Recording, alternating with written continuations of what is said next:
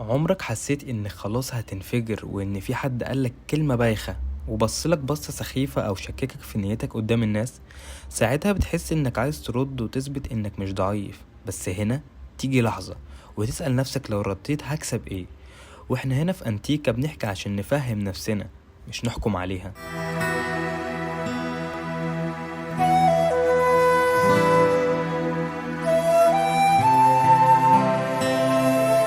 ناس بتحب تستفزك مش عشان انت ضعيف، لأ، لكن علشان هم نفسهم مش متصالحين مع نفسهم.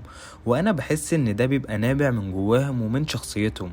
زي واحد غرقان مثلا، واحد غرقان بيشدك معاه، بس كل مرة ما تردش عليه بيثبتك انك مش بتعرف تعوم.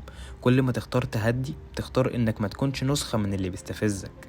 في مرة كده كنت في موقف، واحد جه قاصد يستفزني قدام الناس وكنت هرد، بس لاحظت حاجة كده.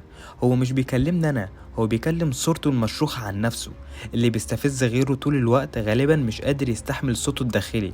وساعات الصمت مش ضعف، الصمت بيعري اللي بيحاول يغطي عيوبه بالصوت العالي. وامتى بقى تمسك نفسك من الردود الاستفزاز دي؟ لما تحس ان دمك بيغلي اسأل نفسك الرد ده هيغير ايه، وهيقويني ولا هيضعفني. الغضب لحظة، مش نتيجة ساعات بتقعد سنين. عشان هو غلط، والغلط لحظة بس الندم سنين يا حلو. والمعركة ما فيهاش فرق بين الصح والغلط، الخسران فيها دايما هو اللي داخلها. وكل مرة تفلت فيها من فخ الغضب انك بتفوز بحاجات اكبر بكتير من مكسب الجدال. وعلم النفس بيقول ان العقل البشري بيترجم الاستفزاز ده على انه خطر. فلما حد يستفزك جسمك بيفكر انك في معركة. بس الفرق بيننا وبين الحيوانات اننا نقدر نختار ونهدي ونتحكم في نفسنا. تمارين التنفس، تغيير المكان، حتى انك تبص للسماء، كل دي حاجات بسيطة بتفصلك عن لحظة الانفجار.